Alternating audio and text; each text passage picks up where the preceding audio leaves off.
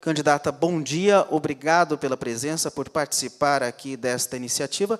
A senhora tem 5 minutos aí para essas apresentações iniciais, falando aí do seu trabalho, das suas propostas com relação aos objetivos do evento, que são as ideias e propostas para a capital. Eu quero saudar o Fábio, coordenador dos trabalhos aqui, os presentes, os internautas, os ouvintes da Rádio USP, cumprimentar pela iniciativa. Eu acho que é a melhor forma da sociedade e da cidade se preparar para um pleito eleitoral, é discutir a própria cidade com a cidade, que são os cidadãos e cidadãs que a constituem. Eu agradeço o convite e, iniciando a minha intervenção, eu queria dizer que eu já conheço essa cidade, já tive o privilégio e a responsabilidade de governá-la num outro período, num outro momento. Foi um governo que também não contou com aliança com outras forças políticas, o que trouxe vantagem, mas também trouxe dificuldades, no sentido de termos governado com minoria na Câmara os 4 anos, o que limitou a nossa capacidade de mudar muitos aspectos da vida da cidade. Essa experiência me valeu muito na vida e é o que me prepara, é o que me credencia para, de novo, governar essa cidade, se o povo quiser que isso aconteça. E a minha maior proposta, a melhor proposta, a mais prioritária, é desenvolver economicamente a cidade. A cidade de São Paulo é uma cidade poderosa, seja pelo poder econômico que ela detém, seja pelo seu orçamento, embora seja curto, face às demandas da cidade, mas não é pouca coisa um orçamento que é o 5º orçamento do país. É uma cidade que responde por cerca de 15% do produto interno bruto. Portanto, não dá para governar a cidade pensando apenas em administrar um orçamento curto, com uma demanda crescente, e com uma limitação da esfera municipal de poder em relação às outras esferas, sobretudo o poder federal, que é quem decide as questões estratégicas do país.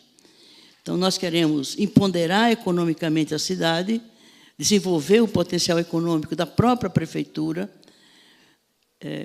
iniciar um processo de criação do desenvolvimento econômico local, apoiando, sustentando e fomentando atividades produtivas, até como um meio de combater o desemprego na cidade. E a nossa meta principal é combater a desigualdade na cidade. A desigualdade é o enfrentamento ao desemprego, é também ter uma política tributária, fiscal, justa, equilibrada, no sentido de não onerar tanto os assalariados, os consumidores, com os tributos municipais, mas é fazer justiça fiscal, justiça tributária, e quem tem mais deve pagar mais, quem tem menos deve pagar menos, quem não tem nada não deve pagar, e destinar a grande fatia dos recursos arrecadados na cidade, ano a ano, para investir nas políticas públicas, nas políticas sociais, e descentralizar o poder na cidade. É uma cidade que tem 32 grandes cidades dentro dela, são 32 subprefeituras, cada uma delas é uma grande cidade, com problemas, mas também com possibilidades, com oportunidades de desenvolvimento regional. Então, nós vamos tratar a questão do orçamento, seja a sua elaboração, a sua execução, a gestão financeira se dará de forma descentralizada no âmbito de cada região administrativa da cidade. Portanto, é dessa forma que nós queremos governar mais uma vez a cidade, de baixo para cima, empoderando a cidadania que se encontram lá onde essas pessoas vivem e trabalham, dessa forma sair do governo com menos poder do que quando entramos, porque esse poder tem que ser devolvido à fonte dele, que é a cidadania. Candidata, nós abrimos agora, então, ao espaço aqui de 20 minutos para as perguntas do público participante aqui no auditório do Centro de Difusão Internacional da USP. Temos uma primeira pergunta que gostaríamos de fazer, que foi lançada a todos os candidatos pelo reitor da Universidade de São Paulo, professor Marco Antônio Zago. Quais as propostas das universidades, a USP e as demais, podem ser inseridas no seu plano de gestão, na sua futura gestão? Como seria uma participação como essa? Olha, as universidades públicas, elas são centro de excelência, de conhecimento científico, de conhecimento tecnológico. E são universidades mantidas pelo povo, que também nem sempre tem acesso a ela, porque ainda há, inclusive, analfabetos aos milhares nessa cidade. Então, manter universidades públicas custa caro. E, portanto, a universidade pública tem necessariamente uma função social importante. É colocar o saber acadêmico, que se traduz também em tecnologia e soluções concretas e práticas para os problemas concretos da sociedade. Então, nós queremos uma parceria desde o primeiro dia, como fizemos no outro governo.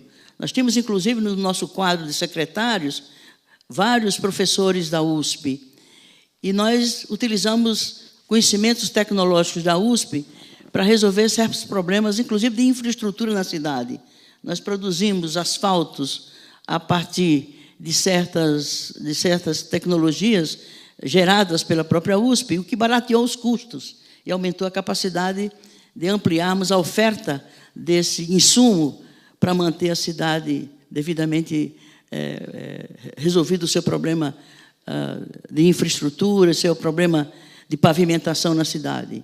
Nós também construímos unidades habitacionais, 10 mil unidades habitacionais em mutirão, além de mais 30 mil sobre outros métodos, e o conhecimento de como construir e com novas tecnologias de construção também foi fruto da nossa parceria com a USP. Então, pessoal da USP, conhecimentos científicos tecnológicos e soluções para os problemas concretos da cidade, é essa a melhor forma de nós incorporarmos a USP na gestão da cidade no próximo governo. Uma pergunta aqui sorteada entre as que foram feitas pelos participantes. A senhora tem como objetivo trazer novamente a pauta do passe livre numa possível próxima gestão? Sim, até porque hoje nós temos uma lei federal, de minha autoria, aliás, uma lei federal que criou o Plano Nacional de Mobilidade Urbana, e tem uma emenda constitucional de minha autoria que inclui, no artigo 6º da Constituição, o transporte como um direito social. E se é um direito social, é um dever do Estado prover esse direito, os meios para que esses direitos sejam respeitados.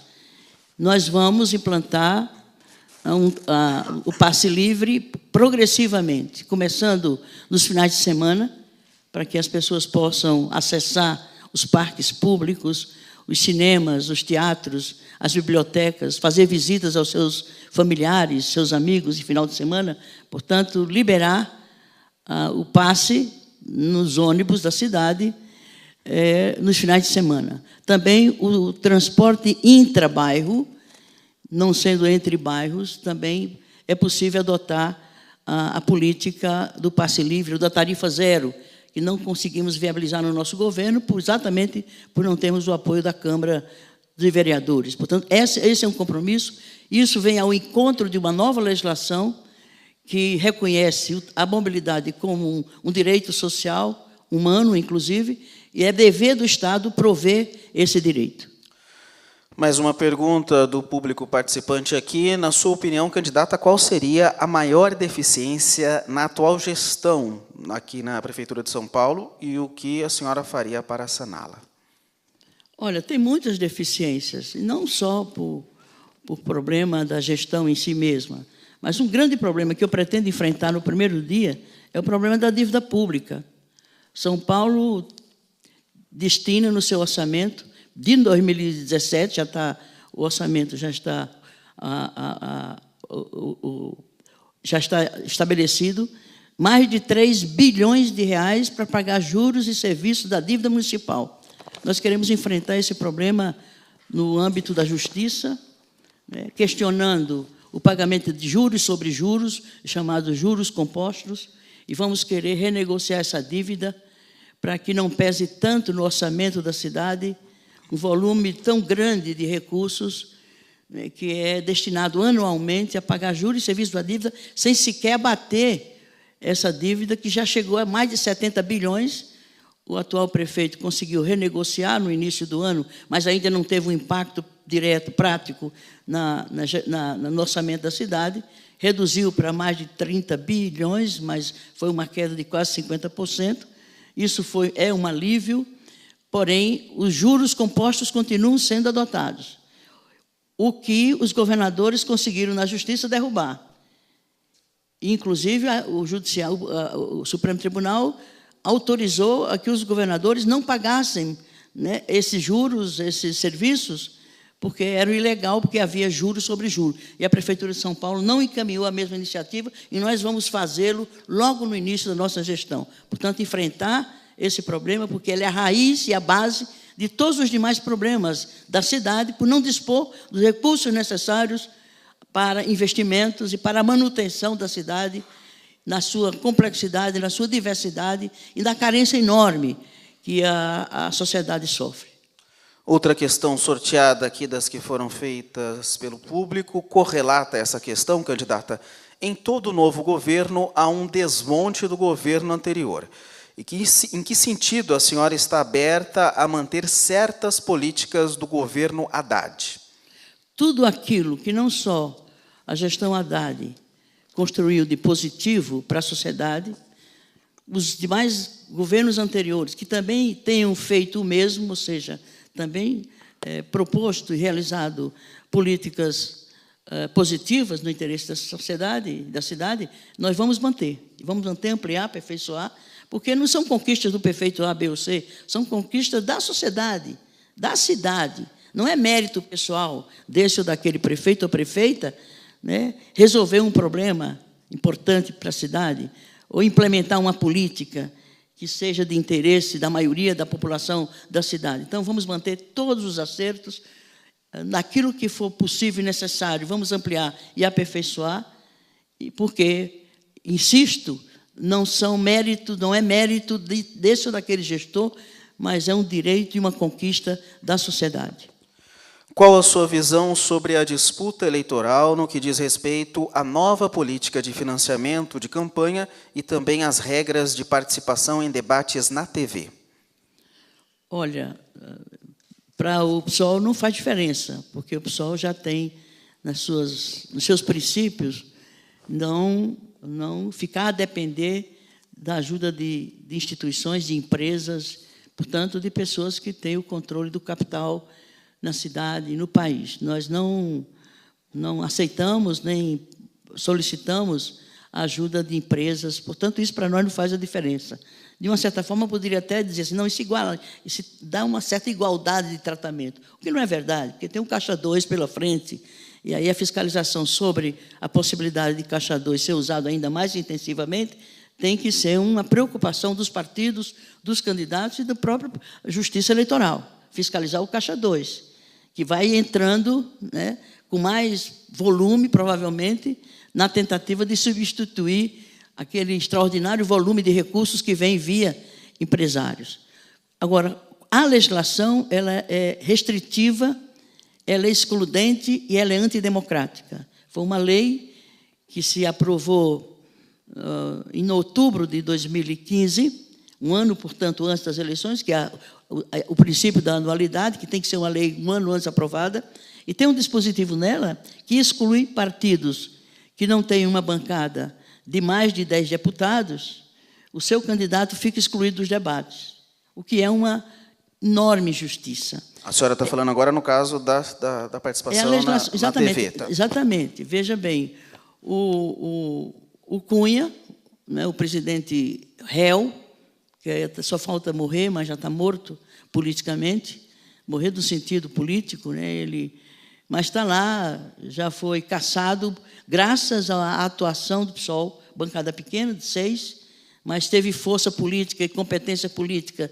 capaz de afastá-lo no Conselho de Ética e na Comissão de Constituição e Justiça, e está pressionando para que o seu mandato seja cassado por votação em plenário na Câmara dos Deputados. Então, em vingança ao PSOL, colocou essa cláusula que, inclusive, os senadores recusaram. Quando a matéria foi para o Senado retirou da proposta esse dispositivo. Chegando na Câmara, eles retomaram. Ele e o Rodrigo Maia, o atual presidente da Câmara, que era o relator da matéria, que foi exatamente uma medida persecutória, vingativa em relação ao PSOL, e que terminou também recaindo sobre os outros partidos. Mas há pequenos partidos e pequenos partidos. Não dá para estabelecer o mesmo tratamento de partidos pequenos. Há pequenos partidos e partidos pequenos.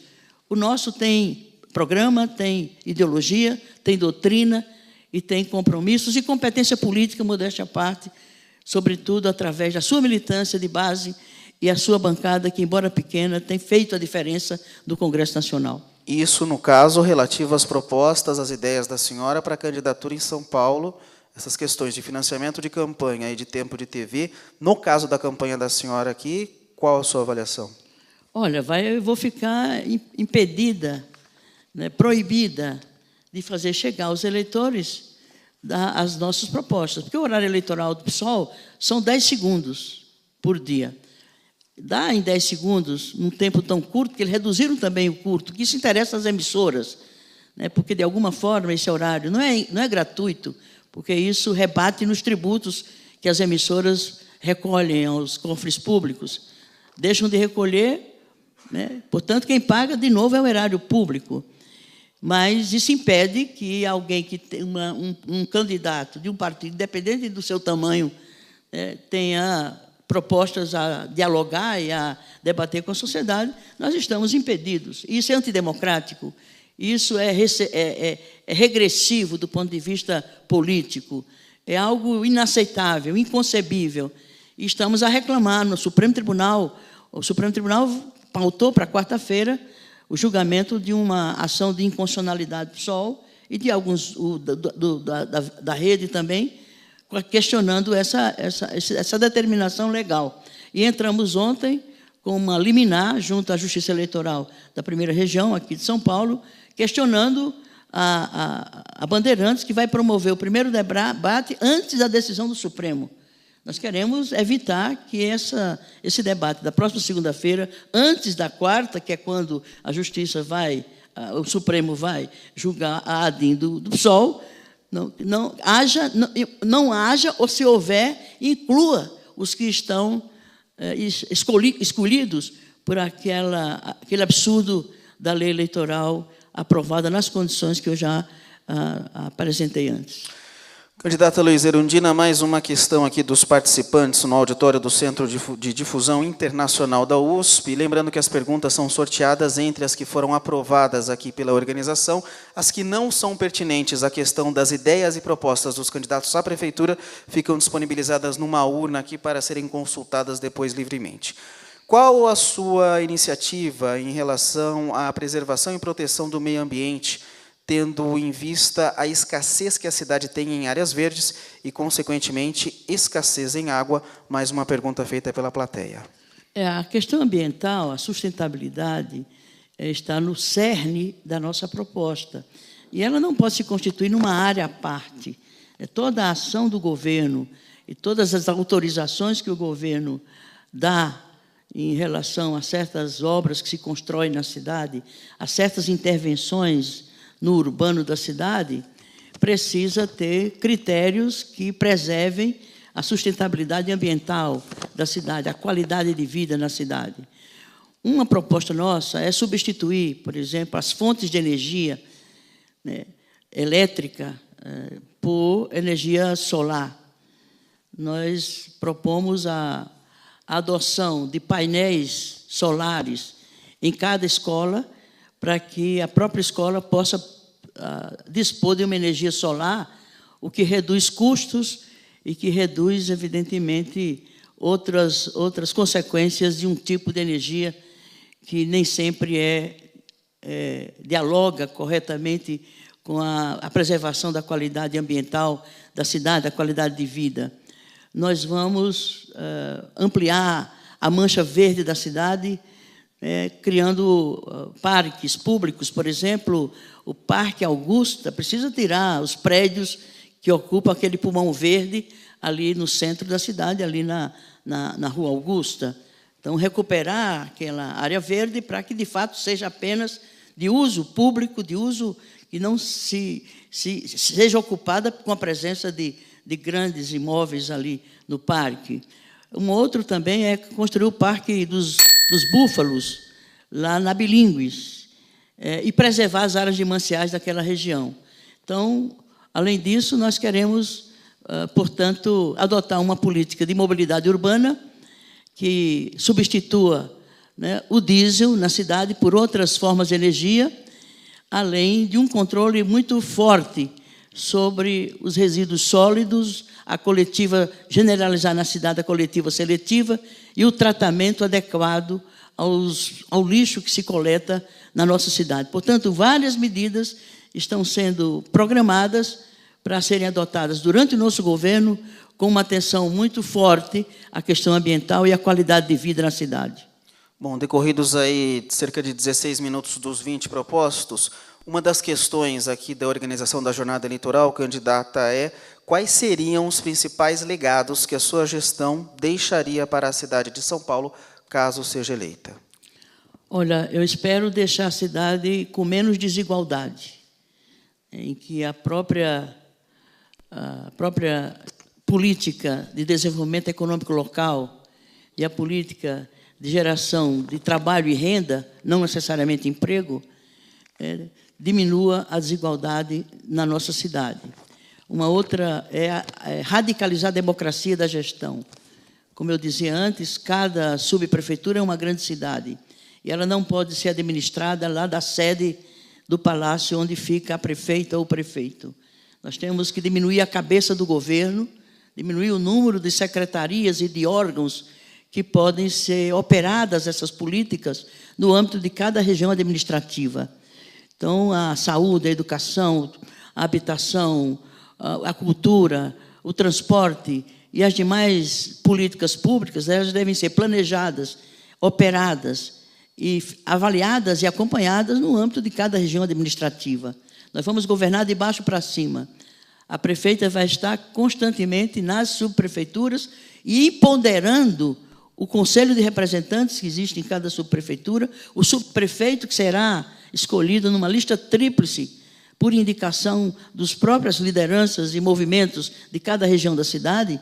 Portanto, eu quero deixar a cidade mais democrática, a cidadania mais plenamente exercida, decidindo as questões estratégicas da cidade. E questões estratégicas dizem respeito à definição de prioridades, a controle da ação do poder público. E, sem dúvida nenhuma, colocar as políticas públicas como direitos e não como favores ou como benesses do governante. É o cidadão que é detentor do poder originário e é ele a quem pertencem as conquistas e as realizações positivas inspiradas na própria decisão democrática no âmbito local onde vivem as pessoas. E vamos deixar a cidade com uma mobilidade mais qualificada, uma mobilidade como um direito social, uma mobilidade onde os modais de transporte dialoguem entre si e se complementem no sentido de dar uma mobilidade que responda a todas as necessidades da diversidade enorme de pessoas que moram nessa cidade. Inclusive pensar nas calçadas. O andar na cidade, nas calçadas, é um modal de mobilidade. O mesmo em relação ao passe livre, o mesmo em relação às faixas exclusivas de ciclismo. Também tem que ter faixas exclusivas de ônibus e tem que tratar esses modais de forma que dialoguem entre si, se integrem e possam dar como resultado uma qualidade de mobilidade superior e assegurar esse direito social, humano, fundamental, que é o direito à mobilidade numa cidade metropolitana, dentro de uma região enorme, cujas fronteiras não existem, são artificiais, e ela tem que ser pensada dentro da região metropolitana, dentro do país e dentro do mundo, porque essa é uma cidade, é uma grande megalópole, uma grande metrópole, e como tal ela tem que ser planejada e governada. Candidata Luísa Erundina, nós agradecemos mais uma vez a sua presença aqui no auditório do Centro de Difusão Internacional da USP para esta jornada eleitoral, ideias e propostas dos candidatos à Prefeitura de São Paulo, com transmissão ao vivo pela Rádio USP, parceria da Rádio USP e USP Debate. A senhora tem agora, então, 2 minutos para fazer as suas considerações finais. Eu quero concluir dizendo que nós vamos resgatar a liderança política de São Paulo. Nós queremos fazer valer a voz da cidade de São Paulo através das instituições, a partir da própria prefeita, se formos nós a estar lá. Nós queremos ter voz na definição das políticas nacionais, cujo impacto, cujos efeitos recaem sobre as cidades, particularmente uma cidade como São Paulo. Esse índice absurdo de desemprego, fruto dessa crise multifacetada que o país vive hoje, recai sobre os cidadãos. E os cidadãos vivem nas cidades, moram, trabalham, constroem as cidades. E, portanto, a sociedade tem que ser ouvida. E ela deve ser ouvida pelo seu representante, escolhido democraticamente nas urnas, que é o seu prefeito, a sua prefeita. Nós não vamos aceitar passivamente as decisões sobre política econômica do governo federal, cujo impacto é sempre negativo para os cidadãos. E mais, não vamos aceitar passivamente o ajuste fiscal que o governo interino está promovendo, comprometendo conquistas dos trabalhadores, dos aposentados, da luta concreta do povo em nosso país. Nós vamos reagir a isso politicamente, mobilizando, inclusive, o poder político do prefeito e da prefeita. E vamos fazer parcerias com os prefeitos da região metropolitana. Vamos dialogar com os outros níveis de governo através da Frente Nacional de Prefeitos, que foi, inclusive, um mecanismo criado por nós naquela época, junto com outros prefeitos. Portanto, a cidade de São Paulo tem que ter uma liderança política e tem que ser ouvida na definição das políticas gerais do país, já que ela representa 15% do produto interno bruto e que é o 5º orçamento do Brasil. Então, é dessa forma que eu pretendo governar a cidade, se o povo de São Paulo e se Deus decidirem nessa direção.